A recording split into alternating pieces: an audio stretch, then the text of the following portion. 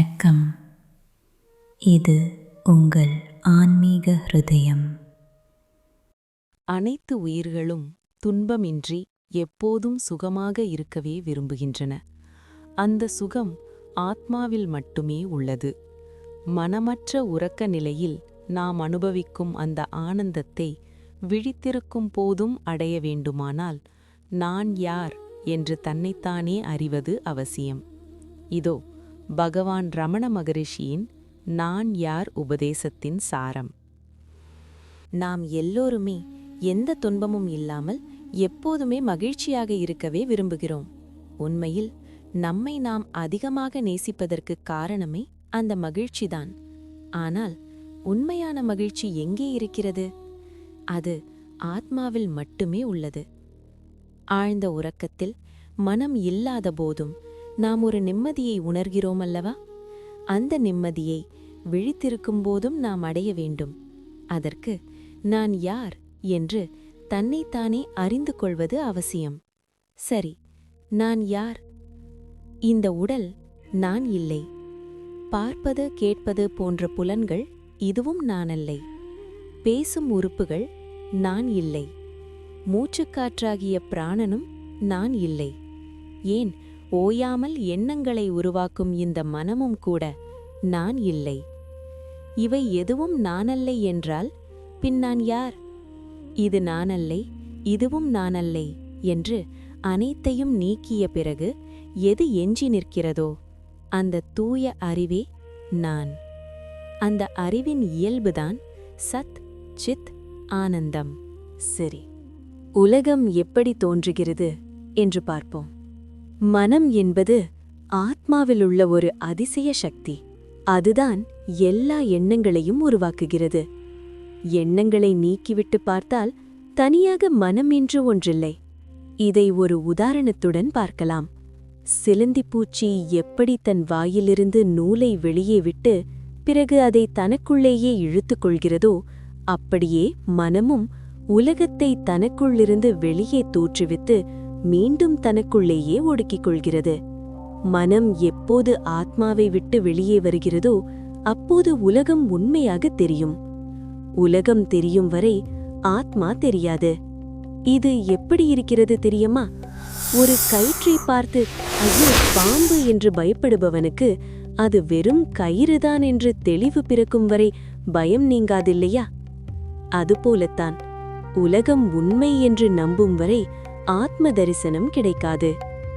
எப்போது மனம் அடங்குகிறதோ அப்போது உலகம் மறையும். ஆத்மா மட்டுமே ஒளிரும். சரி, மனதை அமைதிப்படுத்த சிறந்த வழி எது? நான் யார் என்ற விசாரணை மட்டுமே மனதை முழுமையாக அழிக்கும். பிணத்தை எரிக்கின்ற விறகு கட்டையை ஒரு நீண்ட தடியால் கிளறிவிடுகிறோம். கடைசியில் என்ன ஆகும்? அந்த விறகு கட்டையை எரிக்கும் தடி இறுதியில் தானும் எரிந்து சாம்பலாகும் இல்லையா? அதுபோலத்தான் நான் யார் என்ற விசாரணை மற்ற எண்ணங்களையெல்லாம் அழித்துவிட்டு இறுதியில் தானும் அழிந்துவிடும். இதை எப்படி பயிற்சி செய்வது? மனதில் ஒரு எண்ணம் தோன்றும்போது அது நல்லதா கெட்டதா என்று யோசிக்க வேண்டாம். உடனே இந்த எண்ணம் யாருக்கு உண்டானது என்று உங்களுக்குள்ளேயே கேட்க வேண்டும். அதற்கு பதில் எனக்கு என்று வரும். அப்படியானால் நான் யார் என்று திருப்பிக் கேட்டால் விடை கிடைக்காமல் போகும். மனம் தனது பிறப்பிடமான இதயத்திற்கே திரும்பிச் செல்லும். வந்த எண்ணமும் விலகிவிடும். இப்படி தொடர்ந்து பயிற்சி செய்தால் மனம் வெளியே செல்லாமல் தன் பிறப்பிடத்திலேயே தங்க பழகிக்கொள்ளும். இதற்கு பெயர்தான் அகமுகம் அல்லது உள்முகமாக திரும்புதல். நாம் இந்த உலக பொருட்களில் இன்பம் இருப்பதாக நினைக்கிறோம். அது நம் அறியாமை. உண்மையில் ஆத்மாவே இன்ப வடிவானது. ஆத்மாவும் இன்பமும் வேறு வேறல்ல. இதை ஒரு உதாரணத்தின் மூலம் புரிந்து கொள்ளலாம். கடுமையான வெயிலில் அலைந்து திரிபவர் ஒரு மரத்தின் நிழலுக்கு வரும்போது ஆஹா எவ்வளவு குளிர்ச்சி! நிழல் சுகமாகவும் வெயில் கொடுமையாகவும் இருக்கிறது. இப்போது கவனியுங்கள். அறிவற்றவன் என்ன செய்வான் தெரியுமா? நிழலை விட்டு மீண்டும் வெயிலுக்குச் செல்வதும் பின் சூடு தாங்காமல் மீண்டும் நிழலுக்கு ஓடி வருவதுமாக அலைகிறான். ஆனால் அறிவுடையவன் எப்போதும் அந்த குளிர்ந்த நிழலிலேயே தங்கிவிடுவான். ஞானியின் மனமும் அப்படிப்பட்டதே. அது எப்போதும் ஆத்மா எனும் நிழலில் இன்பத்தில் திளைத்திருக்கும். ஆனால் அறியாமையில் உள்ளவனின் மனம் உலகத்தில் அலைந்து துன்பப்படும். எனவே ஆசைகளை விடுவதே ஞானம். ஆசையின்றிமையே உண்மையான இன்பம். எல்லாமே இறைவனின் சக்திப்படியே நடக்கிறது. யோசித்து பாருங்கள். ரயில் வண்டியில் ஏறிய பிறகும் நம் தலை சுமையை நாமே தலையில் சுமந்து கொண்டு கஷ்டப்படுவது எவ்வளவு முட்டாள்தனம்! ரயிலில் சுமையை இறக்கி வைத்துவிட்டு நிம்மதியாக வரலாம் அல்லவா? அதுபோலவே இறைவன் நம் எல்லா சுமைகளையும் தாங்கிக் கொள்ளும்போது நாம் ஏன் இதை எப்படி செய்வது, அதை எப்படி செய்வது என்று வீணாக கவலைப்பட வேண்டும்? தன்னை முழுமையாக இறைவனிடம் ஒப்படைப்பதே சிறந்த பக்தி. ஆனால் ஒன்றை நினைவில் கொள்ளுங்கள். இறைவனோ குருவோ நமக்கு வழியைத்தான் காட்டுவார்கள். நாம் தான் அந்த வழியில் நடந்து முக்தியை அடைய வேண்டும். முக்தி என்பது புதிதாக எதையும் அடைவதல்ல.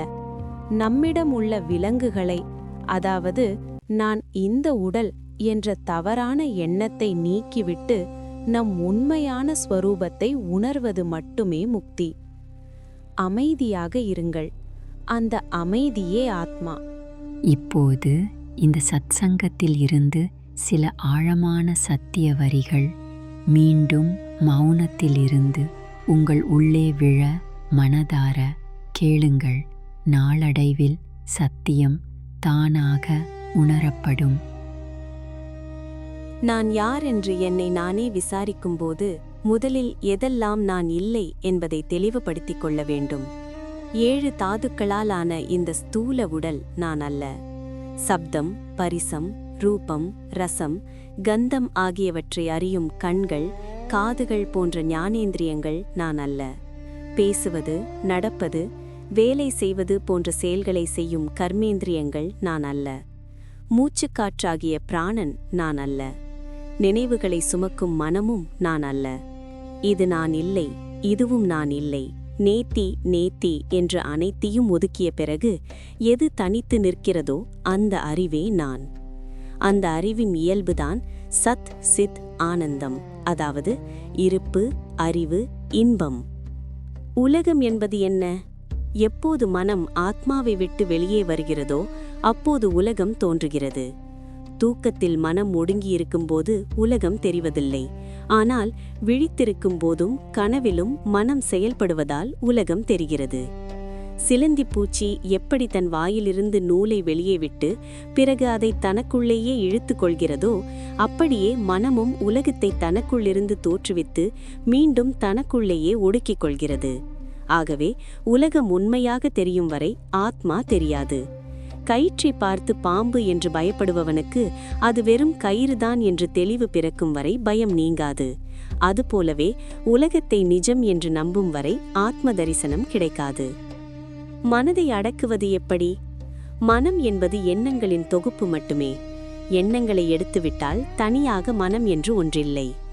எல்லா எண்ணங்களுக்கும் மூலமாக இருப்பது நான் எனும் முதல் எண்ணம். இதுவே அகங்காரம். இந்த நான் எனும் எண்ணம் எதில் தோன்றுகிறது என்று கவனித்தால் அது இதயத்தில், அதாவது ஆன்மீக இதயத்தில் தோன்றுவதை காணலாம். மனதை அமைதிப்படுத்த ஒரே வழி நான் யார் என்று விசாரணை மட்டுமே. மற்ற வழிகளான தியானம், மந்திர ஜபம், மூச்சு பயிற்சி போன்றவை மனதை சிறிது நேரம் அடக்கி வைக்குமே தவிர அதை முழுமையாக அழிக்காது. ஆனால் நான் யார் என்ற கேள்வி மற்ற எல்லா எண்ணங்களையும் அழித்துவிட்டு பிணத்தை எரிக்கும் தடி கடைசியில் தானே எரிந்து போவது போல தானும் அழிந்துவிடும். அப்போது ஆத்மா மட்டுமே மிச்சமிருக்கும். விசாரணை செய்யும் முறை. எப்போது மனதில் ஒரு எண்ணம் தோன்றுகிறதோ அப்போதே இந்த எண்ணம் யாருக்கு உண்டானது என்று கேட்க வேண்டும். அதற்கு எனக்கு என்று பதில் வரும்.